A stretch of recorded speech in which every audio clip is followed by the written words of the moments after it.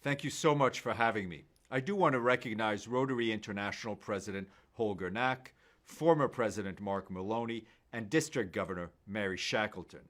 And I, of course, want to recognize my former colleague Mahbub Ahmad, who played a critical role in bringing the United Nations into the digital age. Dear friends, it's always a pleasure and frankly a bit humbling to speak to Rotarians, especially when so many of you are also colleagues or former colleagues. Rotary and the United Nations share many of the same ideals.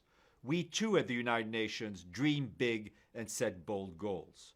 So many of my colleagues in this organization, from those who are on the front lines in refugee camps, to peacekeepers, to those helping ensure that girls have access to education, are dedicated to placing service above self. These shared ideals are no surprise given that Rotarians were active participants in the drafting of the United Nations Charter in San Francisco in 1945. But you are all well aware of your past. I don't have to remind you of the great partnership between the United Nations and Rotary and what it has produced. From creating public information campaigns to promote the United Nations even before it officially existed, to the amazing victory over polio.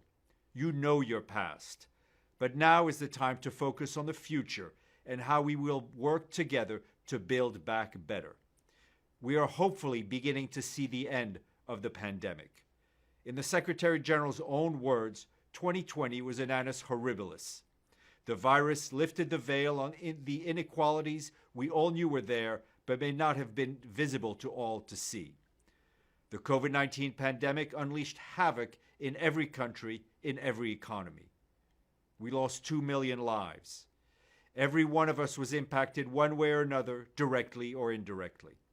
Extreme poverty was back up to levels not seen in a generation. 500 million jobs gone. The economic costs continue to mount. Too many countries have used COVID as a pretext to crack down on human rights. And the most vulnerable, as always, were hit the hardest. Women were the first to lose their jobs and likely the last to regain them. We've seen a rise in gender-based violence.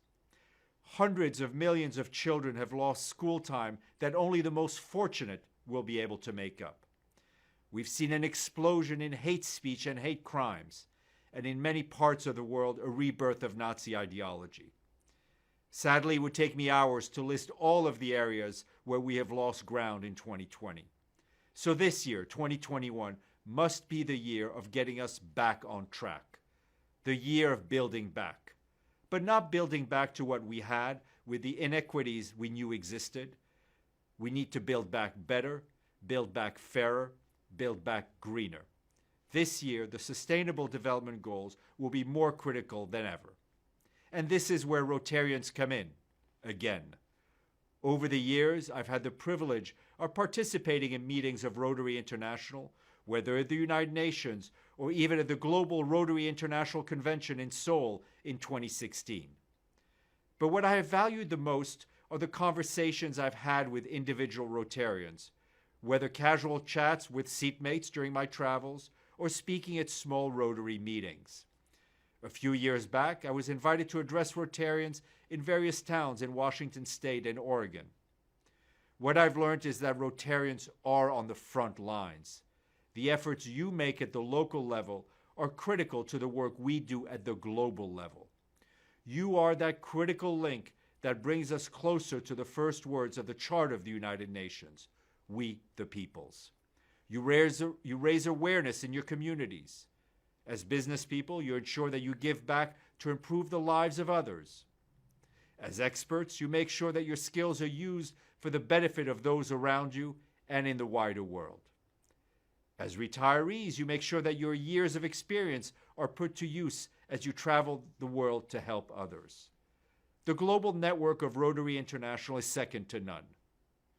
The support you bring to our work by doing everything you can to ensure that the Sustainable Development Goals are implemented in your communities, wherever those communities may be, will be critical to our success in building back better in the years ahead.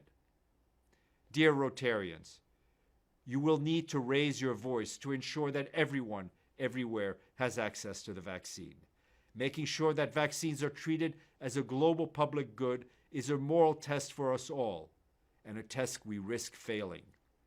Given your experience fighting polio, no one understands better the concept of none of us being safe until all of us are safe. I call on you to sign up to the United Nations verified and Only Together campaigns that focus on fighting disinformation and fighting for vaccine equity. You will also need to keep your political leaders accountable so that stimulus funds address inequalities and that we have green investments. What we have seen to date is an underinvestment in green technology and climate-resilient projects. We need to ensure that these stimulus packages are used to move away from a carbon-based economy. I call on you to build net zero coalitions in your own communities. Lastly, and in my view, maybe the most crucial, I call on you to fully embrace the essential role you have in helping to restore civility in public life and discourse. We need your help to restore trust, mutual respect, and dignity.